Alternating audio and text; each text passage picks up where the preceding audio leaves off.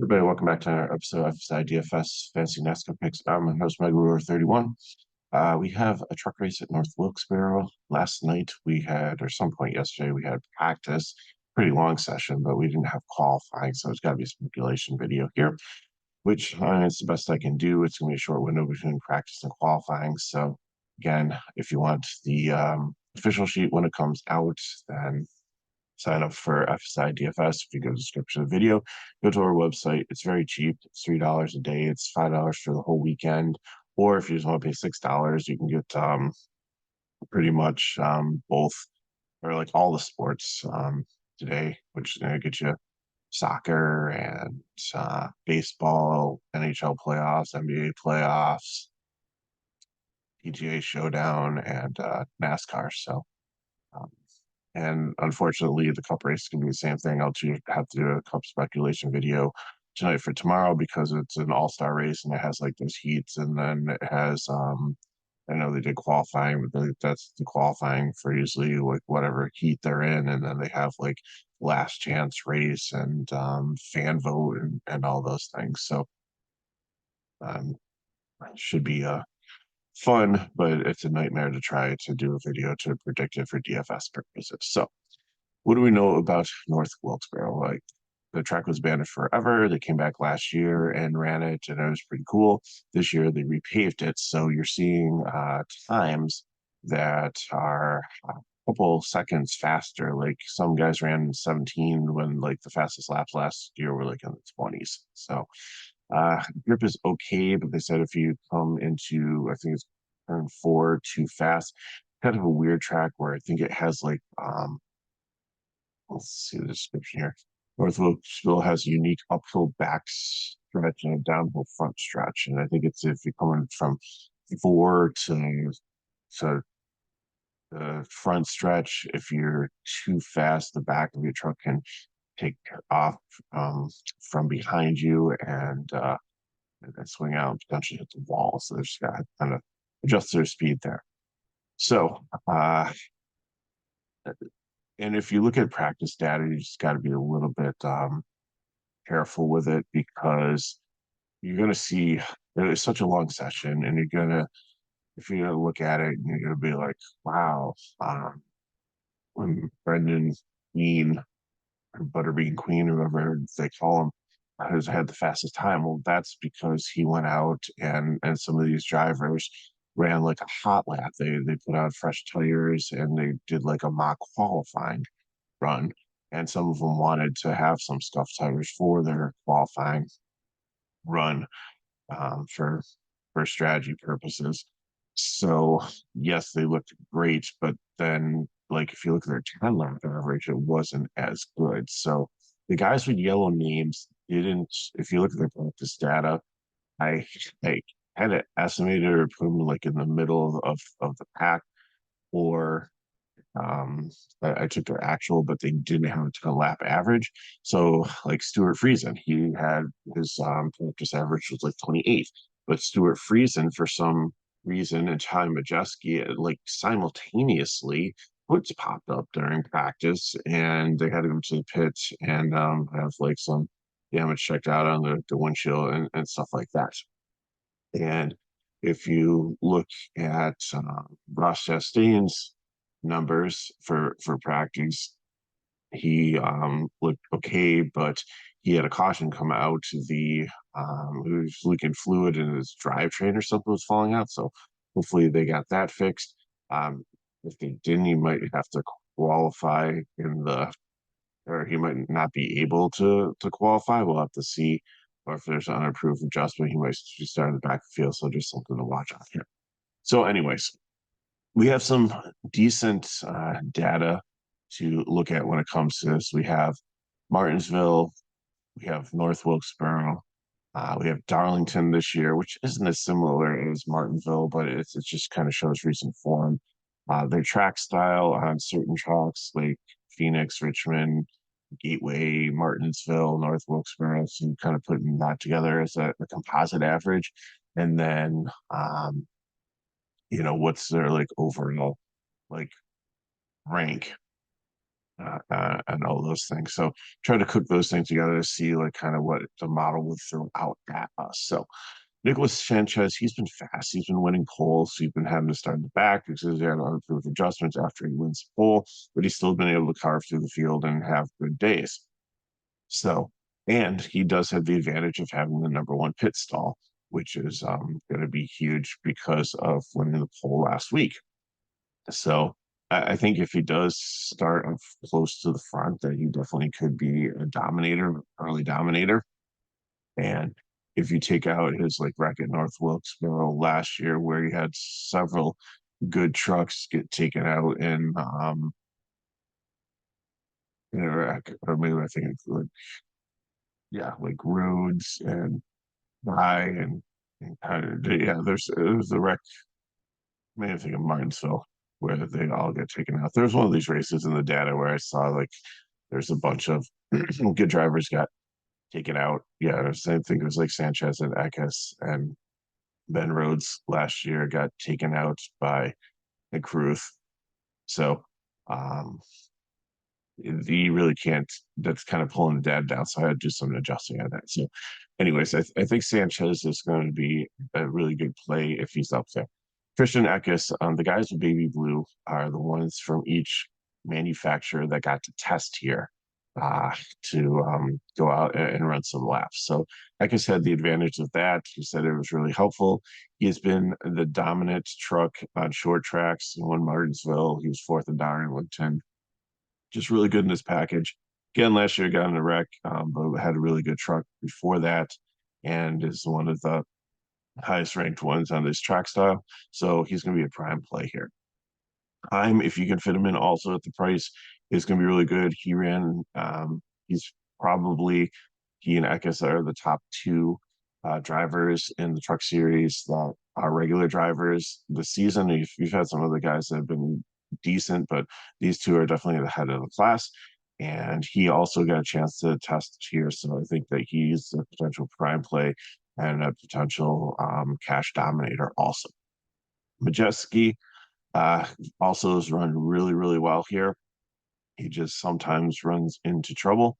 So I think that he's an upside dominator. But if he gets the pole or something, he could potentially be a people dominator or your early dominator also. Enfinger also has been decent, but he has had struggles finishing races. So I know he has a win this year, I believe, but other than that, like he starts good, he runs good, but then sometimes he just can't put it all together. Um, he did have the top overall 10 lap average, so I mean the truck is fast here. But the thing with him, the reason why he's not purple dominator, he's got the orange one, which is more of a GPP play, but with upside, is just because his finishes haven't been something that I just so, but he has the potential to be a really good player. Brendan Queen is in the number one Tricon All Star truck, which has been a very solid truck. Very good results. Good results running here last year. The truck finished fourth. Queen is a talented 26-year-old late model guy, and he had the advantage of having some practice here because he was going to run in the late models, but it got rained out, I believe. So he was able to get some time, not in a truck here, but he looked pretty smooth out there and decent, even though he didn't have a top 5 lap average. He had the fastest time overall, already 17 seconds. So the truck does have some speed, even though it's a hot lap. So we'll have to see what there, but I think that he could be a solid cash play at only 7,200. Sammy Smith drops down from the Xfinity. He's run 2 truck races. I think one was Daytona, one was Martinsville in his career. So he doesn't have an extensive truck, but he's in the 7 truck, which Kyle Busch, sorry, uh, drives on occasion. This is another rocket ship there. Sammy Smith is a good driver, and I think the truck finished 8th in Martinsville, and I think that it definitely has potential to be a GPP dark horse play. We'll have to see how he does with qualifying, but he looked decent in practice. 8th in 10 lap average, so I think he's another one to just kind of keep your eye on. Ross Chastain won last week. I think he more like Majeski had that race, I believe, and then there was a late caution.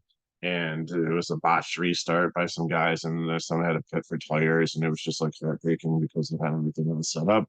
But everything got messed up by late caution, and Ross was able, congratulations, to hang around and be able to go out there and win it. But other than that, Ross hasn't been great. Like the truck is good, Ross is good, but like I said, you also had the drivetrain issue. Did they get it fixed? Will they have to?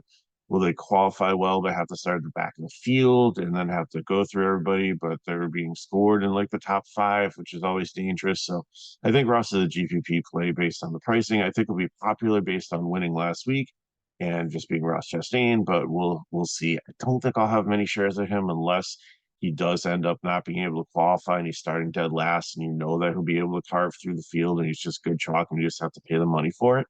So have to see how that works out.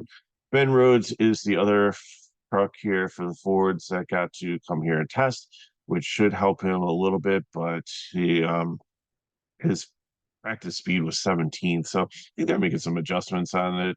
And his scores getting kind of pulled down here with 33, finishing 33rd last year here, being in a wreck, but he's usually solid. So I look at him as an upside dominator here. I don't know if he's a cash play, depending on where he qualifies and everything could be, but I think he's definitely in play just as a tester here. Friesen's always a GPP for me. He seems to start in close to the top 10, finish somewhere in the teens, just doesn't have the upside. Like there's going to be one race he's going to go out there and dominate and potentially win to try to go into the playoffs. But like they're talking about in the practice, like he goes up to upstate New York and races in dirt and dominates and wins like every weekend, and then he comes back to the truck series and he's just been like average. So don't know what's going on there. Layton Riggs has shown some upside as a rookie. Again, he's just a little bit away before he clicks and wins a race and runs well. But he does still find a little bit of trouble. It's a good team. It's a good crew and everything. So everything's going to come together eventually, and this could be the week that it happens. But he looked okay in practice, but he didn't have. He's 15th overall, didn't have like 10 lap average, so they could have been adjusting it. But he was out there running up front in some of the practices, so I think keep him in consideration and see where he qualifies. Curry's usually strong. Again, you have to see where he qualifies. 11th overall in top 10 average in practice, which is good. So no issue with the truck of the team. Probably a GPP, but just looking at the numbers here, but could be close to a cash play. Purdy in the Spire truck has been fast all year. If you take out the 30th place finish last week, or in Martinsville, there, like you sixth last week at eighth here last year, uh, top 10 in this track style. So as long as he doesn't start in the top 10, I think that he's going to be a cash play. Eric Almirola is jumping into the Hattori, or yeah, the Hattori truck.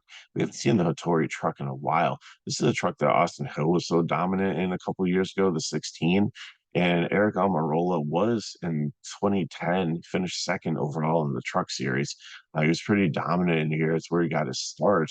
And I think he has his old crew chief and some other pieces there. So really intriguing. 14th overall. So the truck had some speed, but not a ton of speed. And I think he's a dark horse to watch also because like you gotta really like the guys that are in the peach color versus the green, because as I always said, they're racing for trophies, they're not racing for stage points, so they can adjust their pit strategy a little bit differently in short pit to get track position. This track, as I said, has been hard to pass on. With the repave, they think a second groove might come in, so it might let really good trucks pass, and this should be a really good truck. So I think that benefits him by being able to get track position or being able to pass.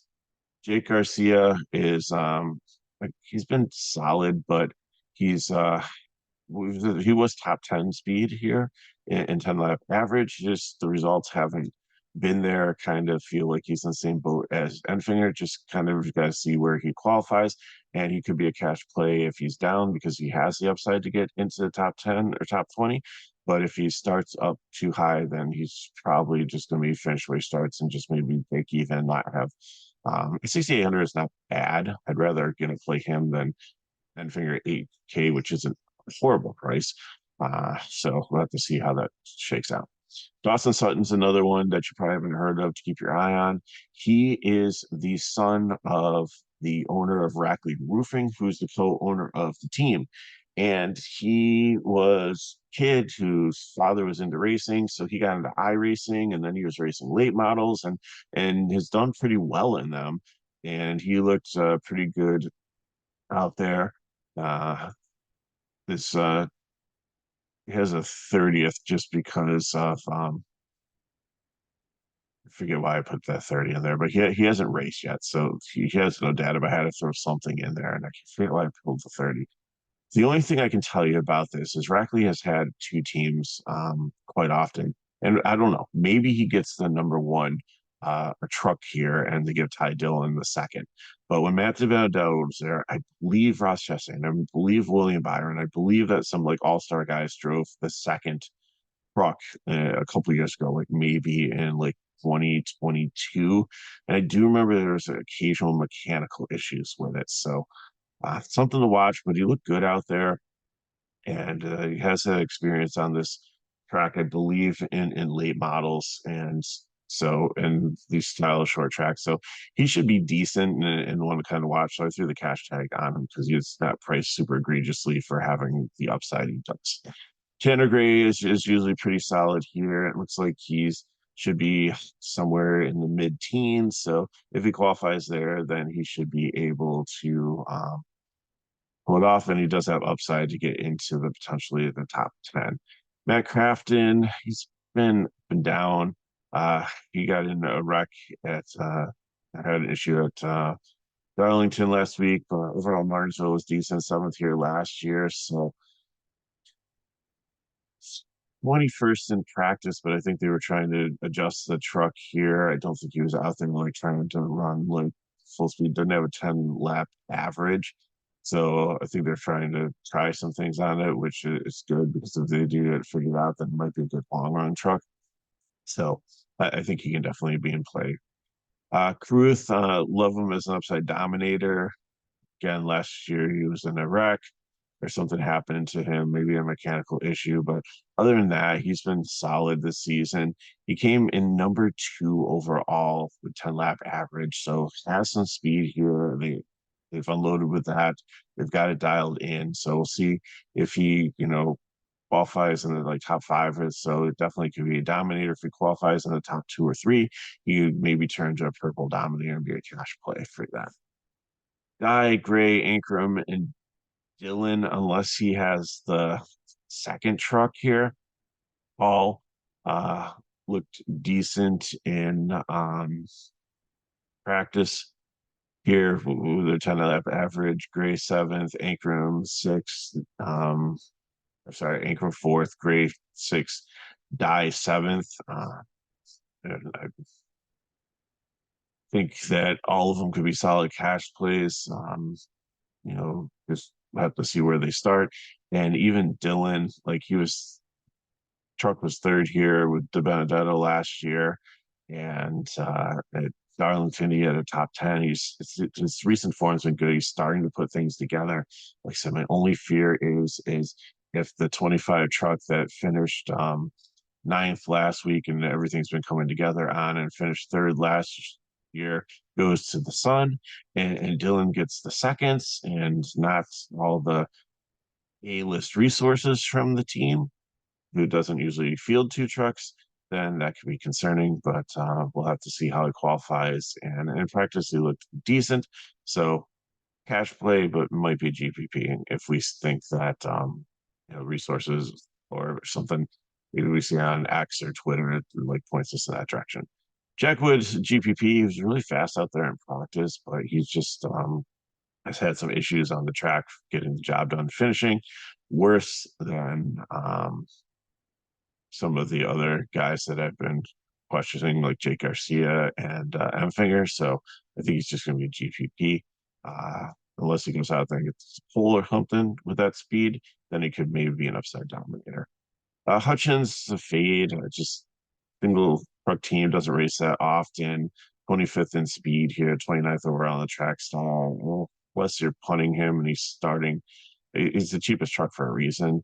Uh, and I'm assuming 38 make it to field, but if only 36 do, he's a good candidate for not making this race. Matt Mills, GPP, he's looked good at Darlington, but he's looked bad at Martinsville.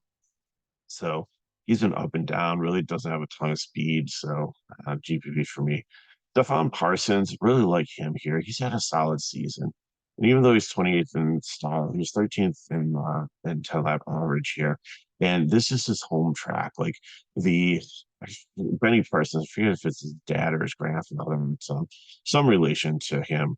Like the session stand or like the straightaway, there's part of the track that's named after him. So he knows this track, he loves this track, he's very familiar with this track, and he actually looked really good out there, and he's been solid this season. So he like I considered putting I only have two primes out there, but I considered putting the prime tag on him because I just really like his familiarity with the track and how well he's been running recently at his price tag.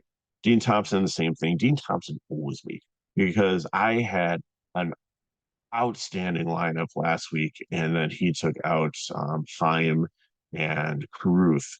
But I think he had a tire issue or whatever, and it just like the rest of my trucks like smashed. And if those two who are running in front did also, it would have been an epic day.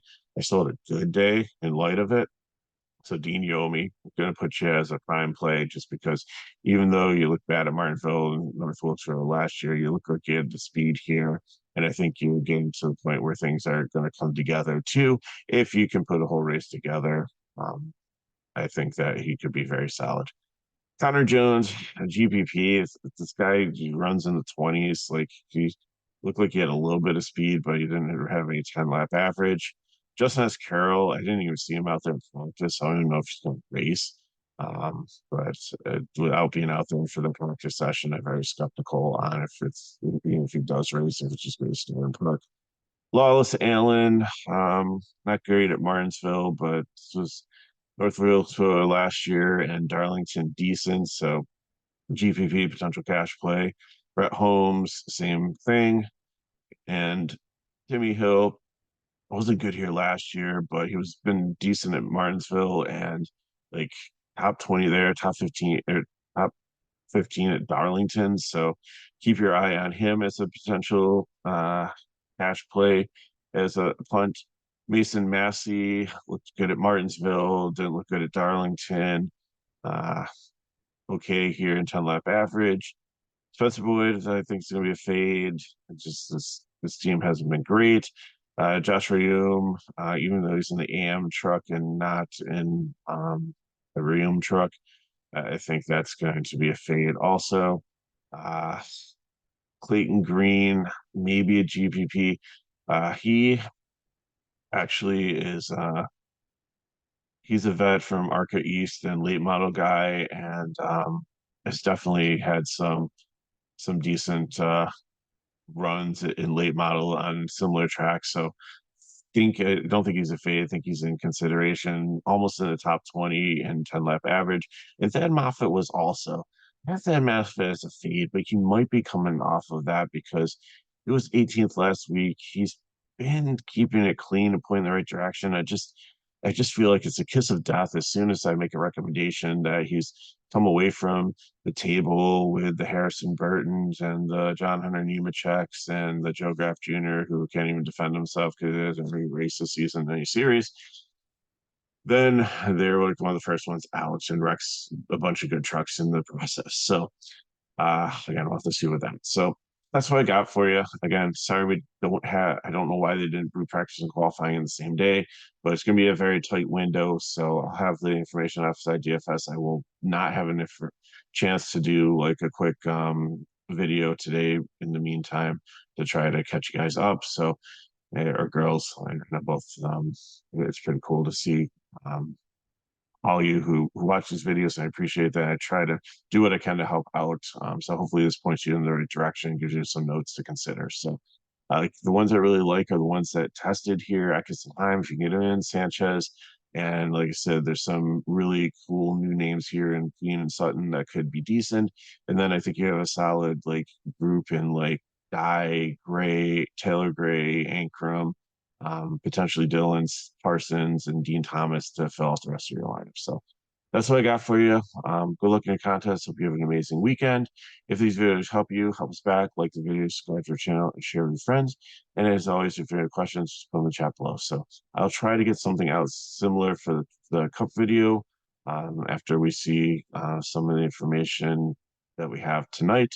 And but I don't think you'll have again, it'll be like a very, very short window tomorrow night. So again, I'll be posting the things in Discord. I won't be able to be having like do a video before then as I try to research it, break down, get all the information out. So that's what I got for you. Again, hope you have an amazing weekend. Good luck in your contest. I'll see you next time.